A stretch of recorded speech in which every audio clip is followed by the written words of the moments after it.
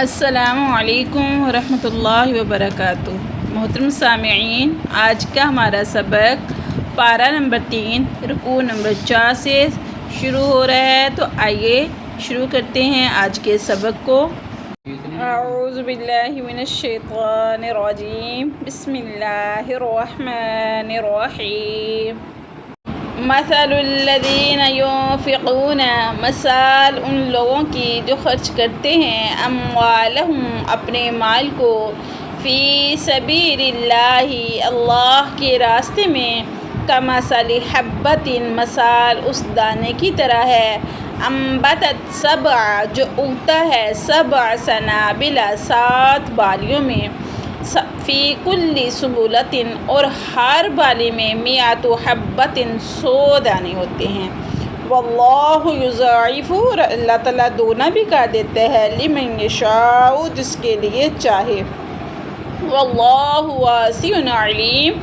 اللہ تعالیٰ بہت زیادہ جاننے والے ہیں۔ الذین ينفقون وہ لوگ جو خرچ کرتے ہیں، اموالہم اپنے مال کو، فی سبیل اللہ اللہ کے راستے میں، ثم لا یتبعون پھر وہ نہیں پیچھے لگتے، ما انفقوا جو انہوں نے خرچ کیا ہو، منن احسان کر کے، ولا اذن اور نہ تکلیف دے کے، لہم اجرہم ان کے لیے اجر ہے، عند ربہم ان کے رب کی طرف سے، ان کے رب کے پاس، ولا خوف علیہم نہ ان پر خوف ہوگا، ولا ہم یحزنون اور نہ ہی وہ غمگین ہوں گے، قول معروف قول کہنا یعنی بات کہنا اچھی، و مغفرۃ اور مغفرت ہے، خیر بہتر ہے، من صدقۃ اس صدقے سے، یتبعها اذى جس کے بعد اسے تکلیف دی جائے، واللہ غنی حلیم اللہ تعالیٰ بے پرواہ ہے اور بردبار ہے۔ یا ایھا الذین اے لوگو، آمنو جو ایمان لائے ہو، لا تبطلوا صدقاتکم نہ تم ضائع کرو اپنے صدقوں کو، بالمن احسان جتلا کے، والعزا اور تکلیف دے کے، کالذی اس شخص کی طرح، ينفق جو خرچ کرتا ہے، مالہ اپنے مال کو، رئاء الناس لوگوں کے سامنے دکھلاوا کرنے کے لیے، ولا یؤمن باللہ اور نہ ہی وہ ایمان لاتا ہے اللہ پر، والیوم الآخر اور آخرت کے دن پر، فمثلہ بس مثال اس شخص کی، اس کمثل صفوان اس ایک چٹگل میدان کی طرف ہے، علیہ تراب جس پر مٹی ہو، فاصابہ وابل پس پہنچے اس پہ بارش، فترکہ صلدا جو اس کو بالکل صاف کر دے، لا یقدرون نہیں وہ قدرت رکھتے، نہیں وہ اختیار رکھتے، علی اس چیز پر،